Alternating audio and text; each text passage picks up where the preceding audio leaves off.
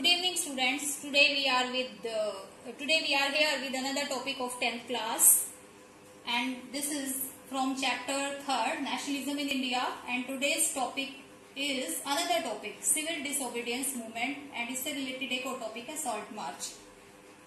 आज की ही previous video जो थी हमारी, उसमें हमने नॉन कॉपरेशन मूवमेंट के बारे में बताया, तो इसीलिए इसी 10th क्लास की सेकंड वीडियो आज है जिसमें सिविल डिसोबीडियंस मूवमेंट के बारे में अभी मैं आपको बता रही हूँ, क्योंकि ये दोनों मूवमेंट बहुत इंपॉर्टेंट हैं इस चैप्टर के, और इनमें से डिफरेंशिएट भी कई बार आ जाता है और कई बार 5 मार्क्स का वैसे क्वेश्चन भी आता है। तो दोनों मूवमेंट काफी इंपॉर्टेंट है, इसीलिए दोनों वीडियोज को आपने बड़े ध्यान से देखना है और उसके ऊपर जो भी गिवन असाइनमेंट है उसको आपने करना है।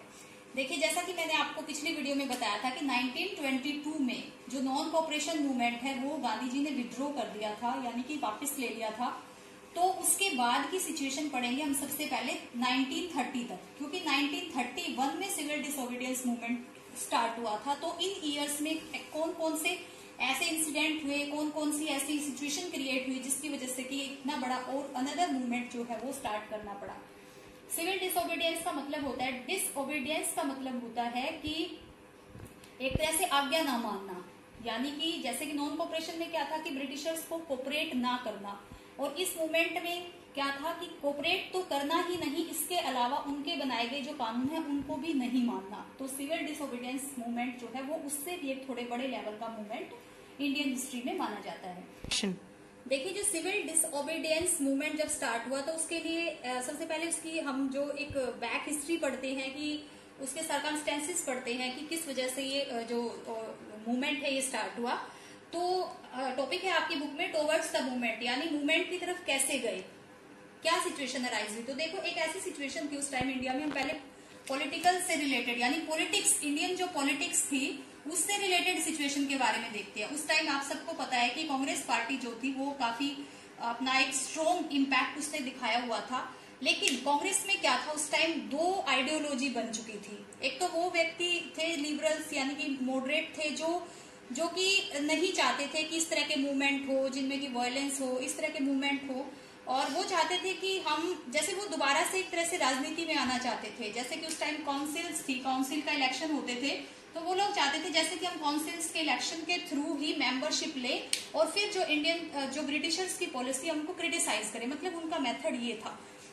लेकिन उसके अलावा कुछ ऐसे जो रेडिकल्स टाइप के जो हमारे लीडर्स थे उस टाइम, वो अब इस तरह की कोई सिचुएशन नहीं चाहते थे कि हमें ब्रिटिशर्स के सामने झुकना पड़े या हम ब्रिटिशर को एडवाइस दे कि ये चीज हमारे लिए करो या ये चीज हमारे लिए करो। तो इससे क्या हुआ कि जो कांग्रेस पार्टी थी उस टाइम उसका ही पार्टीशन हो गया। कांग्रेस पार्टी में से एक पार्टी बनी स्वराज पार्टी। ये इंपॉर्टेंट पॉइंट है आपकी, उसमें 1 मार्क्स में कई बार पूछ लेते हैं, इसके फाउंडर पूछ लेते हैं, स्वराज पार्टी। तो स्वराज पार्टी में जो मॉडरेट्स थे वो शामिल थे, जैसे कि इसके जो फाउंडर थे वो थे CR दास और मोतीलाल नेहरू। ये जो मेन लीडर थे, इन्होंने अपनी एक अलग पार्टी बना ली और इनका अपना मेथड था। जो सबका जो एम था यानी जो ऑब्जेक्टिव था वो सबका एक ही था, एक तरह से कि स्वराज को हासिल करे, लेकिन जो वे था उनका एक तरह का उसको अचीव करने का वे था वो अलग अलग था। उसके बाद जो रेडिकल्स व्यू थे वो क्या चाहते थे, वो अब ऐसी चीजें कुछ नहीं चाहते थे कि हम काउंसिल्स के थ्रू अपनी डिमांड्स को मनवाएं या कुछ ऐसा चाहे। वो चाहते थे फुल इंडिपेंडेंस, कि अब हमें पूरी तरह से आजादी चाहिए। अब ये तो हो गई पॉलिटिक्स की सिचुएशन की किस तरह से अलग अलग आइडियोलॉजी जो है इंडिया की पॉलिटिक्स में अराइज हो रही थी। फिर उसके बाद इकोनॉमिक कंडीशन जुड़ जाती है इससे। देखिए, 1922 से 30 तक के टाइम में एक वर्ल्ड वाइड डिप्रेशन का टाइम पीरियड भी फेस किया है। तो ऑब्वियस है इंडिया भी उससे, ऐसा नहीं है कि अनटच रहेगा, इंडिया पे भी उसका जरूर असर होगा। तो उसका असर हुआ और इंडियन इकोनॉमी एक तो बिल्कुल डाउन हो गई, दूसरा क्या था कि जो एग्रीकल्चर पार्ट था हमारे देश का वो बहुत डाउन हो गया था और किसानों की हालत बहुत खराब हो गई थी। और ब्रिटिशर्स उस सिचुएशन पर कोई ध्यान नहीं दे रहे थे, इवन कोई रेवेन्यू में भी रिलैक्सेशन किसानों को नहीं मिल रहा था। अब उसके बाद एक पॉइंट इसमें आता है कि हम इस मूवमेंट की तरफ कैसे गए, साइमन कमीशन। ये भी बहुत इंपॉर्टेंट पॉइंट है। Simon commission, sir John Simon के नाम के पीछे इस कमीशन का नाम साइमन कमीशन पड़ा है। ये एक ऐसा कमीशन था कि ये एक कुछ रिकमेंडेशन लेके आया था ये इंडिया में। मतलब ये क्या करता था कि इंडिया की सिचुएशन को पूरी तरह से स्टडी करता था, फिर उसकी रिपोर्ट प्रिपेयर करके जो इंग्लैंड में, जहां से कि इंडिया का एक इंडिया पे शासन चल रहा था वहां उनको देता था। तो साइमन कमीशन को वो रिपोर्ट देने के लिए कहा गया।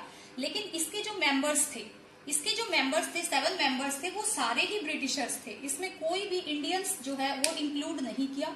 इससे क्या हुआ, उस टाइम फिर क्या हुआ कि जो कांग्रेस बिखरी हुई थी वो सारी कलेक्ट हो गई, इकट्ठी हो गई, और सभी ने मिलकर साइमन कमीशन का प्रोटेस्ट किया, डेमोन्स्ट्रेशन मेथड अपनाया और गो बैक साइमन के स्लोगन जो है लगाए। अब जब सब इकट्ठा हो रहे थे तो उस टाइम हमारे इंडिया में जो वायसराय थे वो थे लॉर्ड इरविन। तो इरविन को जब ये सिचुएशन दिखी तो इरविन ने एक रिकमेंडेशन भेजी डोमिनियन स्टेटस की। डोमिनियन स्टेटस एक वर्ड है आपकी बुक में, इसका क्या मतलब होता है कि उन्होंने इंडिया के लिए एक कॉन्स्टिट्यूशन बनाने की डिमांड रखी। यानी कि जो कांग्रेस के लीडर्स थे उनके सामने उन्होंने एक रिकमेंडेशन दी, अपनी एक सुझाव दिया अपना कि वो अपने लिए खुद कानून बना सकते हैं। अपने जो मतलब कहने का है कि आप अपने जो इंटरनल अफेयर्स हो उनको खुद हैंडल कर सकते हो। तो लेकिन अब उस टाइम जो हमारे लीडर्स थे, जो पॉलिटिशियन थे, जितने भी लीडर थे उनमें से मोस्टली जो रेडिकल्स थे वो अब इस तरह की बातों में भी नहीं आने वाले थे। उनको कोई डोमिनियन स्टेटस नहीं चाहिए था, बल्कि उनको क्या चाहिए था, पूर्ण स्वराज। ये भी एक वर्ड है बहुत इंपॉर्टेंट, पूर्ण स्वराज्य, यानी पूरी तरह से ये हमारा देश होना चाहिए कि ब्रिटिशर का एक्सटर्नल और इंटरनल किसी तरह का कंट्रोल इंडिया पे नहीं होना चाहिए। तो इसके लिए क्या हुआ, नेहरू जी, जवाहरलाल नेहरू जी ने जो कांग्रेस के और लीडर्स के साथ एक सेशन किया जिसको कि लाहौर सेशन कहा जाता है। एक मीटिंग उन्होंने की लाहौर में और दिसंबर 1929 में, जहां पर कि उन्होंने पूर्ण स्वराज्य की डिमांड जो है वो रखी। और इसके बाद क्या हुआ कि 26 जनवरी 1930 को इंडिया में इंडिपेंडेंस डे सेलिब्रेट किया गया। इसी डेट को मेमोरेबल बनाने के लिए हमारा जो कॉन्स्टिट्यूशन है वो 26 जनवरी को इनेक्ट किया गया, क्योंकि इस डेट को एक मतलब यादगार बनाना था। तो ये सारे इंसिडेंट हुए, ये सारे जो सिचुएशन हुई, इनकी वजह से सिविल डिसोबीडियंस मूवमेंट स्टार्ट करने को गांधी जी को एक तरह से पावर मिली। अब उसके बाद क्या हुआ, अब गांधी जी को लगा कि अब जैसे सब इकट्ठा हो चुके हैं तो क्यों ना इस यूनिटी को और बढ़ाया जाए। तो उन्होंने क्या किया, एक लेटर लिखा लॉर्ड इरविन को उस टाइम, जिसपे कि उन्होंने 11 डिमांड्स अपनी रखी। गांधी जी की जो 11 डिमांड्स थी वो सोसाइटी के हर एक सेक्शन से रिलेटेड थी। गांधी जी उस टाइम ये चाहते थे कि कुछ ऐसी चीज उनको मिले इस टाइम, कुछ मूवमेंट करने के लिए जिसकी वजह की सारे देश को इकट्ठा किया जा सके। तो उस टाइम उन्होंने सॉल्ट एक तरह से पावरफुल वेपन लगा, क्योंकि देखिए सॉल्ट एक ऐसी चीज थी जिसको अमीर और गरीब सब यूज करते हैं। तो गांधी जी ने उसमें अपनी 11 डिमांड्स के साथ साथ मतलब सॉल्ट टैक्स को रिमूव करने की बात जो है लॉर्ड इरविन के सामने रखी। लेकिन लॉर्ड इरविन ने इसके साथ साथ उन्होंने क्या डिमांड रखी गांधी जी ने, कि सोसाइटी का जो डिफरेंट क्लासेस हैं, जिसमें इंडस्ट्रियलिस्ट हैं, पीजेंट्स हैं, सभी है, उनके लिए मतलब कुछ ना कुछ ऐसी चीज ब्रिटिश जरूर करे, और इसके मतलब कि जिससे कि उनके जैसे उनको ऐसी पॉलिसी बनाए कि जिनको कि उनसे एक तरह से रिलैक्सेशन मिले। और उन्होंने एक तरह से कैंपेनिंग की कि ताकि सभी जो पार्ट है सोसाइटी के वो इकट्ठा हो जाए। तो इसके लिए लेकिन इरविन ने क्या किया उस टाइम, जो लॉर्ड इरविन ने, उन्होंने क्या किया कि गांधी जी की ये 11 डिमांड्स थी जो इनको रिफ्यूज कर दिया, उन्होंने इनको नहीं माना। तो गांधी जी को एक अपॉर्चुनिटी मिली और गांधी जी का जो सिविल डिसोबीडियंस मूवमेंट है वो वहां से स्टार्ट हो जाता है। अब गांधी जी ने क्या किया, जब उन्होंने सॉल्ट टैक्स को रिमूव नहीं किया तो उन्होंने लोगों को जो ब्रिटिशर्स द्वारा बनाया गया सोल्ट है वो यूज ना करने के लिए कह दिया, कि लोगों को बॉयकॉट किया कि उनके द्वारा बनाया गया जो सोल्ट है वो अब हम नहीं खरीदेंगे। और गांधी जी ने इसके लिए क्या किया था, जो एक खुद का मतलब अपना जो नमक उन्होंने बनाया था, उन्होंने क्या किया था कि साबरमती से अपनी एक यात्रा शुरू की थी दांडी तक, गुजरात में दांडी तक। उनके साथ उनके 78 फॉलोअर्स थे इसमें, और 240 माइल्स की जो ये एक उनकी जर्नी थी। और इस जर्नी के दौरान क्या था कि उन्होंने रास्ते में जितने भी मतलब सभी लोगों को एड्रेस किया, आपने इस मूवमेंट के बारे में सबको बताया, एक तरह से ये मूवमेंट वहीं से स्टार्ट हो जाता है। और एट लास्ट दांडी पहुंचकर उन्होंने जो सी वाटर है उसको बॉयल करके नमक बनाया था और लोगों को खुद का बना हुआ नमक यूज करने के लिए कहा था, जिससे कि ब्रिटिश द्वारा बनाया गया नमक सब लोग एक तरह से उसका बॉयकॉट कर दे। तो ये एक सिविल डिसओबीडियंट, इससे क्या हुआ, देश में एक यूनिटी आ गई। वही सिचुएशन देश में फिर से क्रिएट हो गई जो कि नॉन कोऑपरेशन मूवमेंट के टाइम हुई थी।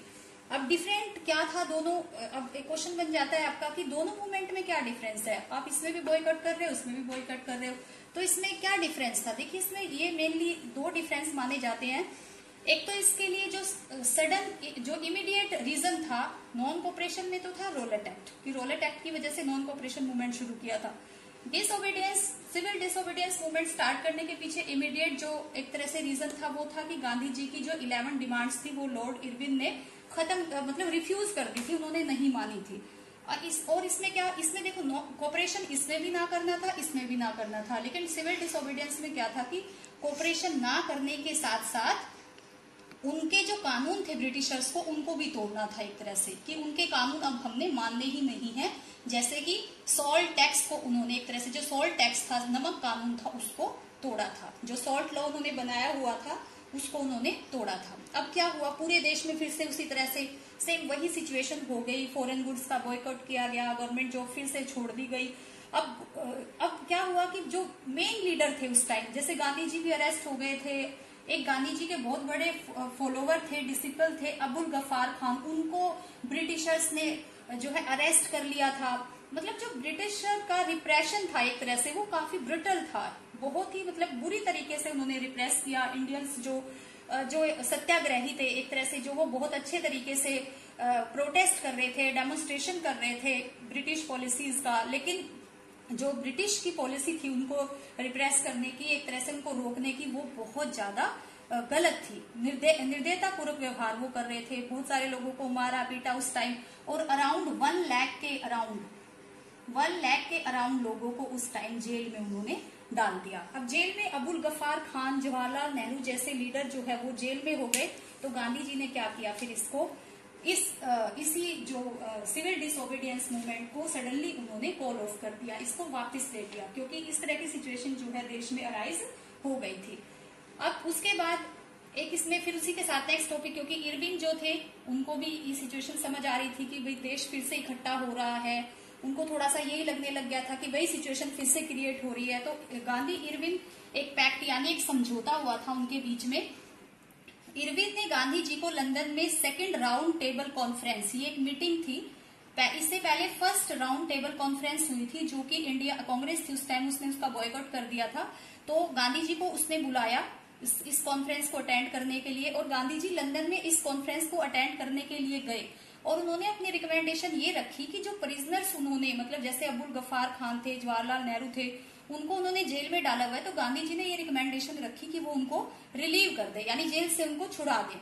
लेकिन इरविन ने उनकी इन डिमांड को नहीं माना, तो गांधी जी जो है वो अपसेट हुए इस चीज से और फिर वापस आ गए, और फिर से गांधी जी ने जो सिविल डिसओबीडियंस मूवमेंट है उसको रीलॉन्च करने की सलाह की, उन्होंने रीलॉन्च किया इसको। लेकिन देखिए अब इतना टाइम हो चुका था, बार बार जैसे नॉन कोऑपरेशन मूवमेंट को बार बार वो इन्वॉल्वमेंट लोगों की नहीं होती है, तो जितने अच्छे तरीके से, जितनी स्पीडली सॉल्ट मार्च के टाइम पर ये मूवमेंट स्प्रेड आउट हुआ, उतना ज्यादा इन्वॉल्वमेंट जब ये सेकंड टाइम रीलॉन्च हुआ तब इसमें नहीं हो पाई। लेकिन अब लीडर्स को ये रियलाइज हो चुका था कि अब इस मूवमेंट से भी बहुत बड़े कुछ ऐसे मूवमेंट की जरूरत है जिसकी वजह से कि हम अपने देश को ब्रिटिशर से आजाद करा सके। तो ये हमारा टॉपिक है, इसमें कई क्वेश्चन बनते हैं, इनमें डिफरेंशिएट और इसकी जो कैरेक्टरिस्टिक्स हैं, फीचर्स हैं। तो आज मैं अभी इस दोनों टॉपिक बहुत इंपॉर्टेंट है, इन्हीं पे बेस्ड अभी आपको मैं असाइनमेंट दे रही हूँ। सेम क्वेश्चन वो सारे, और जो प्रीवियस वीडियो में मैंने आपको 1 क्वेश्चन दिया था वो क्वेश्चन आपने अपनी नोटबुक में लिखने हैं, प्लस दोनों वीडियोस को अच्छे से देखकर अपनी बुक में दोनों टॉपिक को डीपली स्टडी करना है। So students, this is your assignment. This question, this one. Explain the causes of the salt march. This one, differentiate between civil disobedience or non-cooperation movement. And this question. So this is your assignment. Do this assignment. Next video में फिर next topic discuss करेंगे. Thank you so much.